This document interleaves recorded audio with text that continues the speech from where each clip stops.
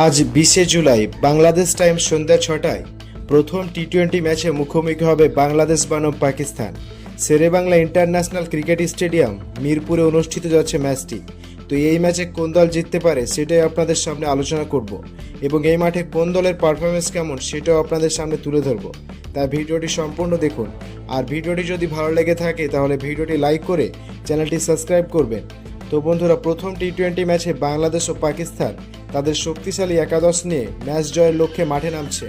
তো বন্ধুরা, Sherebangla international cricket stadium মাঠে যদি এই দুই দলের মধ্যে লাস্ট 10 ম্যাচের তুলনা করি তাহলে বাংলাদেশ দল এই শেরেবাংলা ইন্টারন্যাশনাল ক্রিকেট স্টেডিয়াম মাঠে লাস্ট 10টি ম্যাচ খেলেছে এবং তারা 40% ম্যাচ জিতেছে।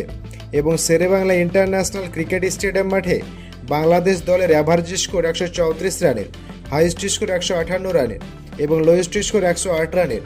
তারপর যদি বলি পাকিস্তান দলের কথা, তারা এই শেরেবাংলা ইন্টারন্যাশনাল ক্রিকেট স্টেডিয়াম মাঠে লাস্ট 10 ম্যাচ খেলে এবং তারা 60% ম্যাচ জিতেছে।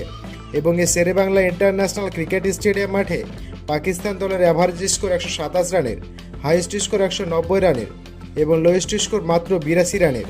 তো বন্ধুরা, পরিসংখ্যান অনুযায়ী এই শেরেবাংলা ইন্টারন্যাশনাল ক্রিকেট স্টেডিয়াম মাঠে বাংলাদেশ দলের থেকে পাকিস্তান দল অনেকটা এগিয়ে আছে। এবং এই শেরেবাংলা ইন্টারন্যাশনাল ক্রিকেট স্টেডিয়াম মাঠে সবসময় লো স্কোরিং রান হয় এবং এই মাঠে যারা প্রথমে ব্যাট করবে তাদের জেতার সম্ভাবনা 48% এবং যারা প্রথমে বল করবে তাদের জেতার সম্ভাবনা 50%। এবং শেরেবাংলা ইন্টারন্যাশনাল ক্রিকেট স্টেডিয়াম মাঠে অ্যাভারেজ ফার্স্ট ইনিংস 143 রানের এবং সেকেন্ড ইনিংস 126 রানের। তো দর্শক, এখানে নিশ্চিতভাবে বলা যায় মোটামুটি যারা প্রথমে ব্যাট করবে তাদের জেতার সম্ভাবনাটাই বেশি এবং এই মাঠে রান বেশিরভাগ সময় চেঞ্জ হয় না। সুতরাং বন্ধুরা, এই মাঠে যারা প্রথমে ব্যাট করবে তারাই কিন্তু অনেকটা এগিয়ে থাকবে। এবং এই মাঠে লাস্ট 10টি ম্যাচের কথা বলে থাকলে পেস বোলিং উইকেট পেয়েছে 72টি এবং স্পিন বোলিং উইকেট পেয়েছে 40টি। সুতরাং এই মাঠে পেস বোলিং বেশি কার্যকরী হয়ে থাকে, স্পিন বল অতটাও কার্যকরী হয়ে থাকে না। সুতরাং এই দুই দলের মধ্যে যে দলের কাছে পেস অ্যাটাক বেশি আছে তারাই কিন্তু এই ম্যাচে কিছুটা এগিয়ে থাকবে।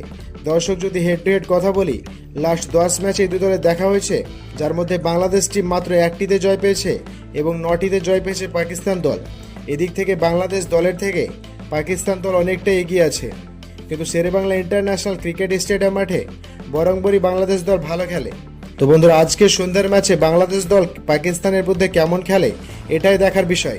বন্ধুরা, আমার মতে সামগ্রিক তথ্য বিবেচনা করে এই প্রথম টি-20 ম্যাচে পাকিস্তান দল জিততে চলেছে।